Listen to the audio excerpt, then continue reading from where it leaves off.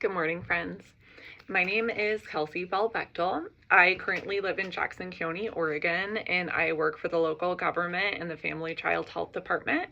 I work as a community outreach specialist for the nurse home visiting programs. When I finish my MSW, I'd like to continue on and get licensed as an LCSW and either do one-on-one therapy or work in the anti-human trafficking field, which is an area that I have specialized in. The resource that I'm going to talk about today is the career services for ASU. If you just go to career.asu.edu, there are so many different things under there, like way more than I expected, honestly. There's a search engine for positions that are currently open, and you can go through and filter for what you're looking for.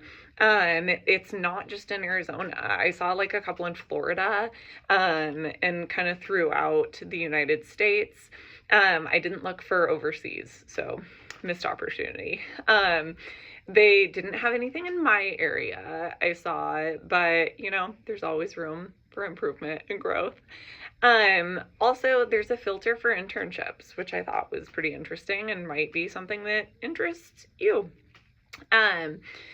And on top of that, another thing that they had within here that I thought was interesting and helpful was an area just to keep everything that you would use for applying online.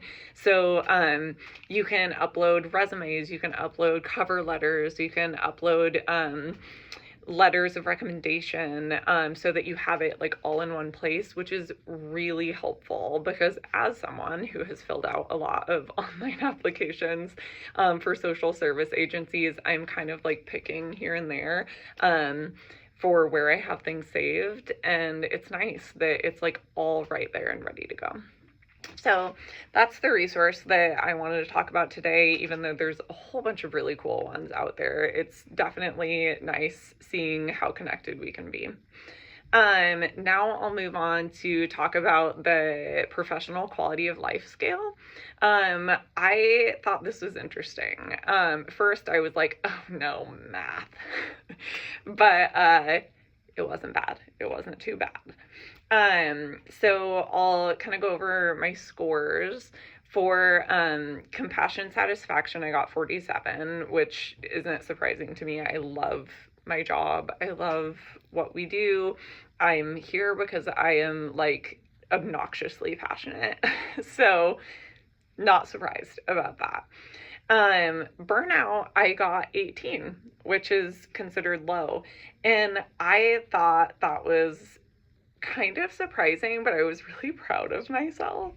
As an ADHD person, I have experienced burnout like multiple times in my life. I think I'm kind of at higher risk for burnout because of my neurodivergence. And so I am very aware of that, and I kind of plan accordingly because of that. So seeing that my score currently is considered low made me proud that what I've been doing has been working, because I can tell you right now that a year ago that score would have been high. My secondary traumatic stress I was also surprised about. I got 28, which is moderate, and I don't know if I would completely agree that the way that I answered it was for actual trauma, like traumatic stress. I feel like I came in with my own traumas, and I have learned a lot just through research, through working with clients, through learned experience working about the risks that are out there. And I don't think that it's like it's not keeping me up at night. I'm not feeling hypervigilant in my life. I don't feel like it's affecting me in a negative way, but I think that it is something that I'm always aware of in order to keep myself safe in situations, especially since I do something where I'm going out into the community and going out into people's homes. And also as a parent, just knowing kind of what the risks are. I also used to work for Child Protective Services, so there's a lot of risky stuff out there for women and children. So I don't know if I would consider it secondary traumatic stress that made me answer them the way that I did, and more just awareness. But I don't know, it's something to look into and think about. So thanks for taking the time to watch my video. I look forward to connecting with you. Bye.